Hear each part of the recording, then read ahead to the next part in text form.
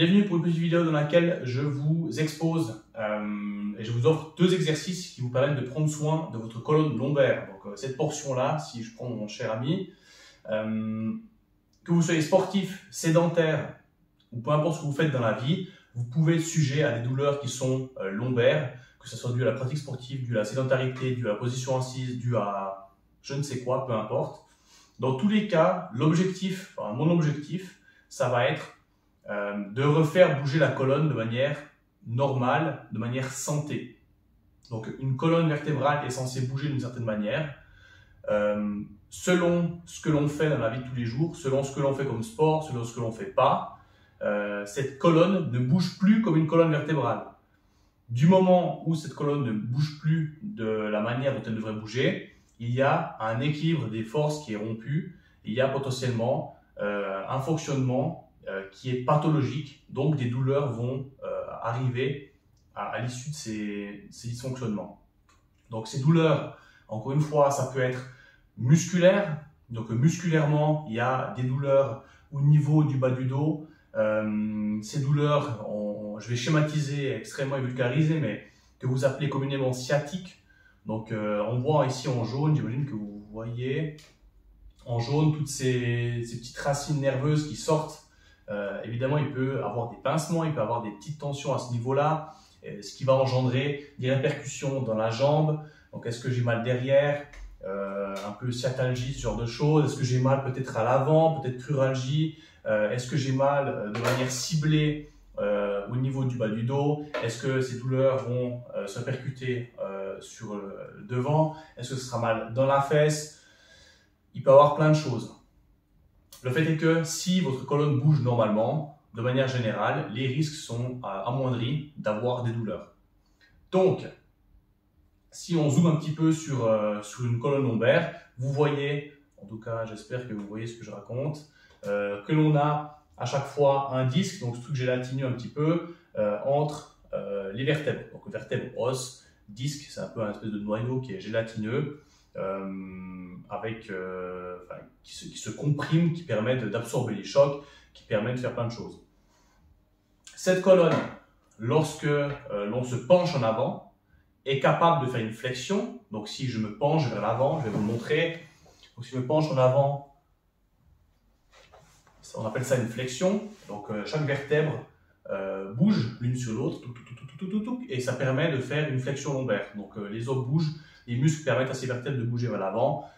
Tout se passe bien. Option 2, deuxième mouvement dont la colonne est capable, c'est de cambrer. Donc, faire une extension lombaire. Donc, si je suis ici et je cambre vers l'arrière, même principe. Les vertèbres bougent, clac, clac, clac, clac, clac, et le buste part en arrière. Donc, on est moins fort en extension comme ça qu'en flexion. Du moment où, avec la flexion, évidemment, on va arriver os contre os, on ne peut pas aller plus loin, logiquement. La colonne est également capable de faire des inclinaisons, donc de pencher sur le côté et de l'autre côté. Donc si je suis devant vous, je penche sur le côté, hop, je reviens droit, je penche de l'autre côté. Donc ça c'est également un troisième plan de mouvement qui rentre dans les capacités de la colonne.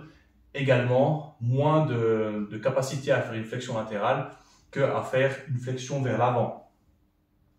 Évidemment après on peut aller chercher des angles qui sont un peu différents, comme faire une petite rotation et une inclinaison latérale. Donc on peut jouer avec ces mouvements.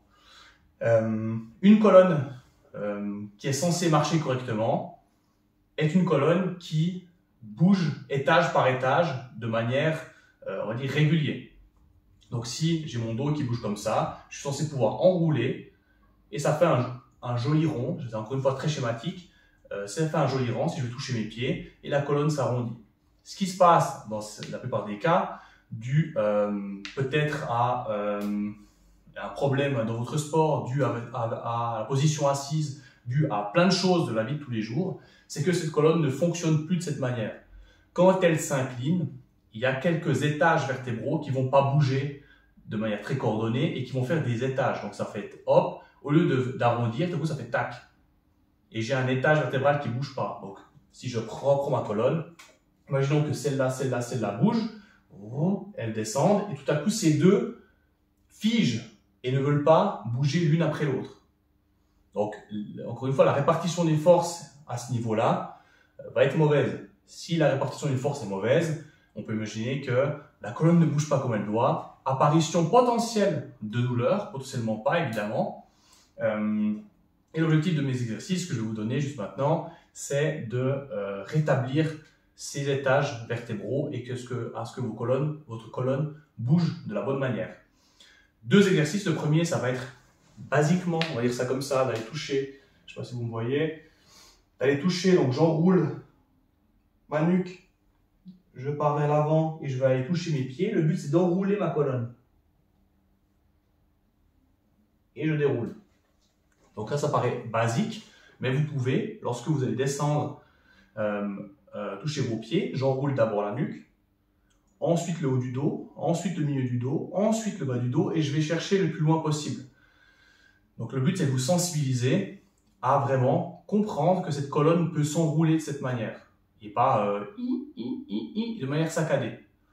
Ça, c'est le premier exercice. Cet exercice peut s'effectuer de manière lestée. Donc si je monte sur un petit rebord, je prends un poids, je ne sais pas, une bouteille d'eau, je prends un poids de 4 kg, 5 kg, je ne sais quoi, très léger au début, et peut-être plus lourd par la suite, après quelques semaines / mois d'utilisation, je pourrais descendre. Je descends en allant gentiment,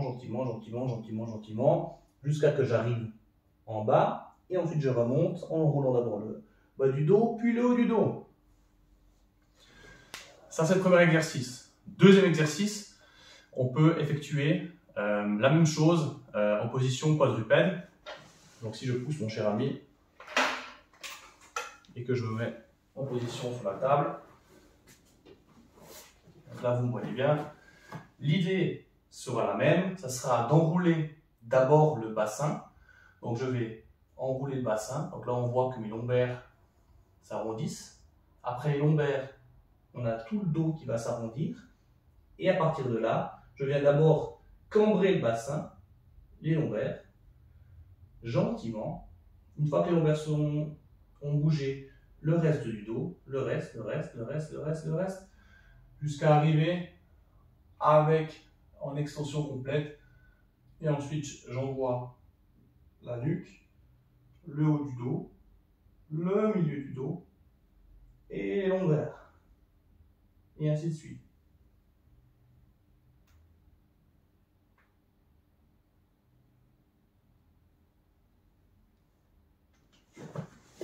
Donc, de cette manière, vous pouvez arrondir le dos. Donc, j'arrondis complètement et je cambre dans l'autre sens. Ça fait une espèce de vague. Je pense que vous l'avez vu. Le but ici, c'est de vous filmer et de vous dire, OK, est-ce que mon dos bouge correctement? Ou est-ce que je ne sens rien? Je ne suis pas capable de savoir si c'est mes lombaires ou le haut de mon dos qui bouge. Donc, si vous êtes dans ce cas-là, il faudra répéter l'opération encore et encore. On peut faire ça chaque matin, chaque soir, on peut faire 2 fois par jour, 15 fois par jour, c'est égal. Le but, ce sera que votre dos bouge de mieux en mieux et que vous ressentiez ce qui se passe quand vous bougez. Donc, si c'est les lombaires qui bougent, vous savez que c'est les lombaires qui bougent et vous êtes capable d'avoir un contrôle sur elles. Si c'est le haut du dos qui bouge, vous êtes capable d'avoir un contrôle sur le haut du dos. Généralement, tout ce qui est à ce niveau-là, entre la nuque et le haut du dos, on le ressent assez bien. On arrive à arrondir et ouvrir. Ce qui se passe au niveau lombaire, c'est qu'on arrive des fois cambré, on n'arrive pas à arrondir. Donc cette capacité à arrondir le dos, on la perd. En tout cas, cette sensibilité, on la perd. Et ça, c'est quelque chose que l'on doit regagner et qui peut vous faire du bien. Donc ça peut être, si vous avez passé une mauvaise nuit, que vous vous réveillez avec des douleurs au dos, n'hésitez pas, directement dans le lit ou au réveil dans une autre pièce, peu importe. Je mets en position quadrupède, comme je viens de le montrer, et je fais, je ne sais pas, 1, 2, 3 vagues aller-retour pour mobiliser le dos. Dire, voilà mon gars, prépare-toi, rebouge normalement, il y a une journée derrière, et ça pourra peut-être vous faire du bien. Encore une fois, au réveil, ça peut être avant de dormir, ça peut être à midi, à votre pause de midi, à votre pause de 10 heures, c'est égal. Plus vous le faites, plus vous serez capable de bouger correctement et meilleur sera le mouvement, le plus de chances vous aurez de ne pas avoir de douleur. Je vais vous montrer ensuite une petite adaptation pour ceux qui ne sentent rien du tout. Donc pour cette adaptation, il vous faudra un élastique, une bande, peut-être une ficelle, ça va marcher aussi, je ne sais pas. Ça peut être acheté chez Decathlon, hein, ça peut être acheté un peu n'importe où. Il y a plein de bandes différentes. Cette bande va jouer le rôle d'indicateur pour ressentir ce qui se passe à certains étages. Donc si je fais mon rond et je me rends compte sur ma vidéo quand je me filme, ouf, au niveau lombaire ça fait ça, il n'y a rien qui bouge, bah, je vais essayer de mettre un espèce de signal mécanique, donc d'appuyer cette bande sur le dos pour ressentir l'endroit où est-ce que je dois l'arrondir complètement. Donc je peux retrouver ma position quadrupède. Oh. Donc là, je positionne l'élastique au niveau qui m'intéresse. Oh. Je mets en position et là, j'essaye d'enrouler et aller pousser dans l'élastique et ensuite recambrer gentiment.